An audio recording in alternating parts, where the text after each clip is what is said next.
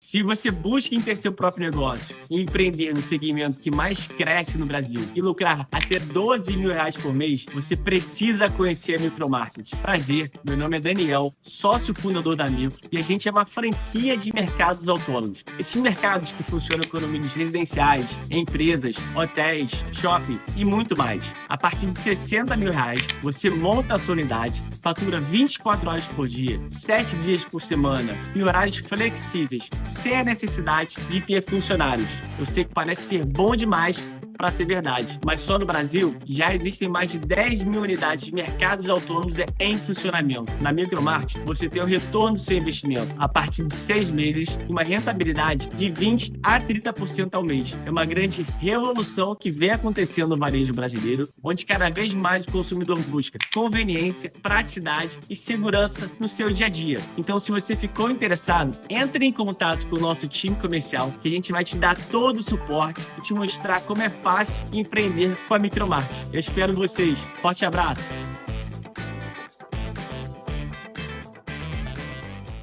Bom dia, torcedor vascaíno. Se é que a gente pode falar que é um bom dia, né? Depois do Vasco entregar aí 2 pontos pro Ceará no jogo de ontem, realmente é uma decepção muito grande. Mas, antes de mais nada, para você que está chegando aí no canal, não deixe de se inscrever, para a gente poder trocar aquele papo, bater aquele papo, resenhar, como toda semana nós fazemos.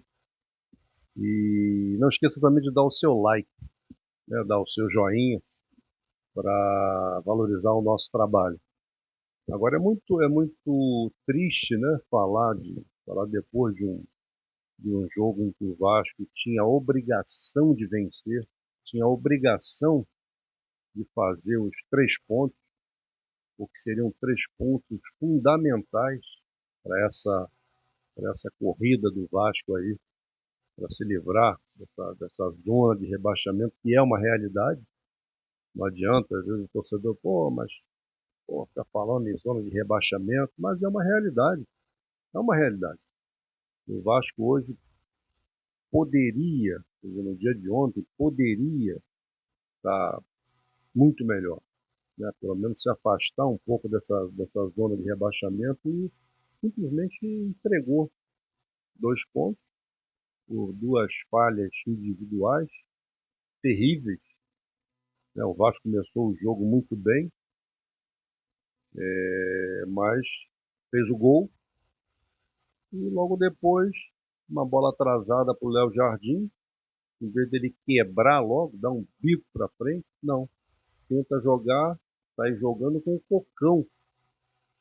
E o Cocão marcado.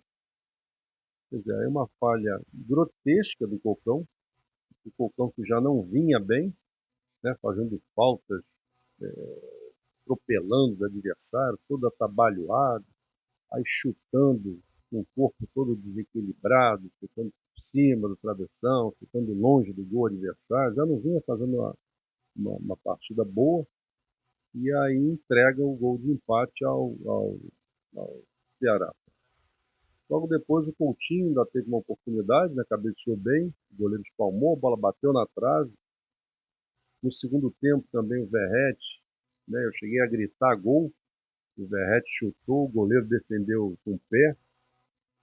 E até que aos 26 mais ou menos, um cartão vermelho, jogador do Ceará, que realmente entrou com o pé alto, acima do tornozelo do Barros, atingiu o Barros, e o Barros então foi substituído.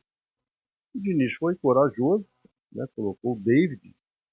Agora o Vasco, o Diniz foi pro tudo ou nada. Então o Vasco ficou com o Nuno como primeiro volante, o Coutinho como segundo volante, e o ataque com o Ryan, o Verratti, o David e o Andrés. Então o Vasco foi todo para frente. E logo depois, passaram assim, uns 3, 4 minutos, o Vasco conseguiu o gol, o segundo gol. Né? Então, a substituição que o Diniz fez acabou que foi válida. né? Mesmo o meio-campo todo aberto, né? Com o Nuno e o Coutinho, né? Como volantes, mas deu certo, o Vasco fez o segundo gol. E aí, aos 40 minutos, né? Parecia assim, um jogo mais ou menos controlado, porque o Vasco vencendo por 2-1, com um jogador a mais.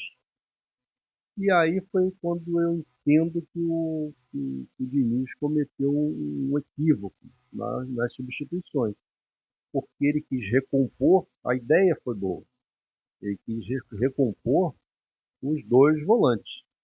Então entraram o Paulinho e o Lucas Oliveira. Né? Para quem estranha o Lucas Oliveira de volante, mas o Lucas Oliveira jogou muito tempo de volante. Depois é que ele foi para a zaga. Então o Diniz quis recompor, botando o Paulinho e o Lucas Oliveira. Ok, 40 minutos, o Vasco vencendo o jogo, Ceará com um a menos, então ele pensou certo. Só que ele escolheu os jogadores errados, ao meu ver. Por quê? Porque ele tirou o Nuno e o Coutinho e deixou o Verratti. Então o Vasco ficou com o meio-campo Paulinho e Lucas Oliveira, e o ataque continuou com 4 atacantes. Ficou com o Ryan, com o Verratti, com o David e com o Andrés. Mas o Vasco já estava ganhando o jogo. Já eram 40 do segundo tempo. E o Vasco ficou sem um jogador pensador, né? Um jogador para segurar a bola, para tocar para a direita, tocar para a esquerda, segurar a bola, driblar um, driblar outro. O Vasco ficou sem esse jogador. E ficou com o Paulinho, o Lucas Oliveira e 4 atacantes. Então, ao meu ver, ele deveria ter escolhido um dos dois para sair. Ou tira o Nuno ou tira o Coutinho. Vamos que o Coutinho fosse o mais cansado entre os dois. Então tiraria o Coutinho e o Verratti. E permaneceria com o Nuno. Aí faria o meio do campo. Paulinho, volante, Lucas Oliveira, volante. E o Nuno para ser aquele jogador que ia pensar o jogo. Ia segurar a bola, toca para um lado, toca para o outro. O Nuno é um jogador inteligente, é um bom jogador, né? Sabe segurar uma bola, sabe dar um drible. E o Vasco precisava era segurar a bola. Mas não, ele manteve o Verratti e tirou o Nuno e o Coutinho. E aí o Vasco ficou totalmente bagunçado. E aí os jogadores começaram a fazer falta. Né? O Ceará teve umas 2 ou 3 faltas. Falei, vai mandar dentro da área, um maluco daquele lá vai cabecear e vai empatar o jogo. Mas isso também não aconteceu. E por azar nosso, o Paulo Henrique vinha jogando muito bem, uma bola lançada entre o Paulo Henrique e o Cuesta. O Paulo Henrique, ao invés de chutar a bola para a lateral, dar um pico na bola, não, ficou naquela indecisão. O jogador do Ceará entrou no meio dos dois, tá, entre o Paulo Henrique e o Cuesta, e acabou fazendo o gol de empate aos 49 do segundo tempo. Então, assim, foi uma ducha, não digo nem de água fria, né? Foi de água gelada, né?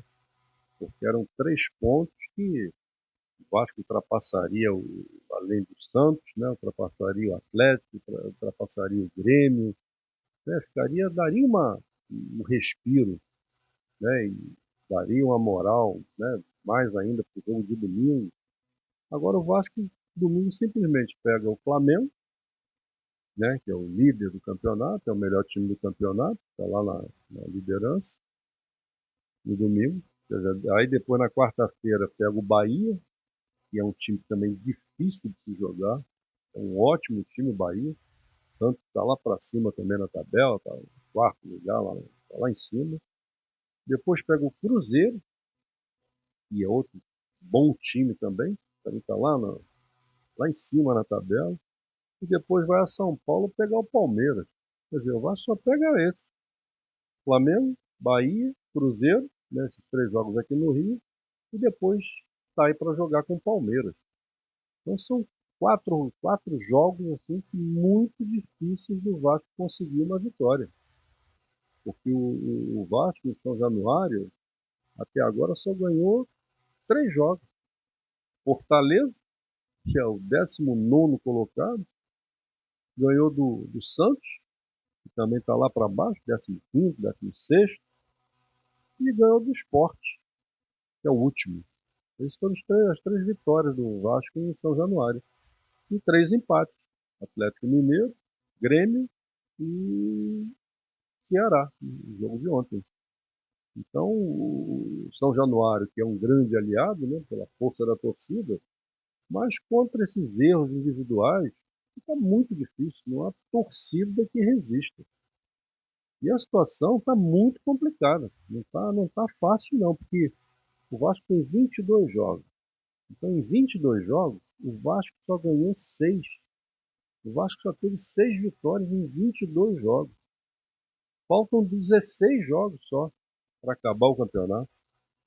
E nesses 16, o Vasco tem que ganhar, no mínimo, 7 jogos. Quer dizer, o Vasco ganhou 6 em 22 jogos. Agora tem que ganhar 7 em 16 jogos. Quer dizer, o Vasco tem menos 6 jogos para jogar e tem que ter uma vitória a mais. Quer dizer, tem que ter um aproveitamento aí de pelo menos 50%. Em 16 jogos, ganhar 7 ou 8 para se livrar da zona de rebaixamento, para não ser rebaixado. Quer dizer, então a situação do Vasco está muito complicada, está muito difícil. E o torcedor já está, né, muito pessimista, porque já viu esse filme em outros anos, e aí bate aquele desespero, bate aquela falta bate aquela insegurança, e isso pode ser transmitido os jogadores, evidentemente, né? Pode ser transmitido para dentro do campo. E aí o que era ruim pode piorar ainda mais. Agora, culpar só o Diniz também é complicado, porque os erros individuais estão muito gritantes. Todo jogo o Vasco, os jogadores cometem erros grosseiros, erros individuais. É lógico que o Diniz também tem uma parcela de culpa, na medida em que ele se atrasa muito em fazer as substituições, mas também tinha ainda uma justificativa, que o banco também, os jogadores do banco também, olhava para o banco também não tinha muito que colocar para jogar, né? E agora já tem. Né? O Andrés entrou muito bem no jogo de ontem, criou, quase que fez um gol, fez um chute por cima, fez outro chute que foi rasteiro, posse também atrás, criou jogada, a jogada do segundo gol foi ele que fez, foi no fundo que cruzou, né? Então é um jogador útil, né? Um jogador útil. Agora o Diniz, ele estava falando na coletiva, não, porque o Verratti é importante na defesa, por causa da altura, porque não sei o quê, tá bom. Mas, porra, eu acho assim, tem que barrar o Verratti? Não, não acho que tem que barrar, que tenha que barrar o Verratti, não. Agora, em certos jogos, você pode tirar o Verratti no segundo tempo. E o jogo de ontem era fácil tirar o Verratti ali. O Vasco já estava ganhando, pô, já estava com um jogador a mais. Para que 4 atacantes? Entrava com os 2 volantes que ele entrou, mantinha um jogador no meio de campo, um jogador de ligação, um meia, e ficava com 3 atacantes, não ficava 4, sabe? Então são algumas coisas que o Diniz faz que também não ajudam. Agora, para piorar, existem ainda as falhas individuais. Então, amigo, está muito difícil. O Vasco aí vai ter uma semana para trabalhar. Eu penso que a zaga, né, com a aplicação do Lucas Freitas, a zaga vai ser o Cuesta e o Robert Renan, e a volta do Hugo Moura, para dar uma proteção ali no primeiro volante. Com o Barros, né, porque vai pegar o melhor time do campeonato. E o Vasco não pode, não pode falhar tanto. Né? Falhar com o Ceará já empatou. Não pode falhar desse jeito contra o melhor time do campeonato. Depois ainda vai pegar o Bahia, que é outro ótimo time. Depois o Cruzeiro também é um bom time. E depois o Palmeiras também é um bom time. Sabe? Não pode cometer essas falhas. porque só faltam 16 jogos. Então, no final, a luz amarela não chega nem a ser amarela, a luz vermelha já está piscando. Bom, meus amigos, infelizmente, que poderia hoje ser uma acorda festiva, está uma acorda triste, né? Porque era um jogo hoje muito importante. Os 3 pontos eram muito importantes. Infelizmente, o Vasco entregou 2 pontos aos 49 do segundo. Bom, vou ficando por aqui e até o próximo acordo. Grande abraço a todos.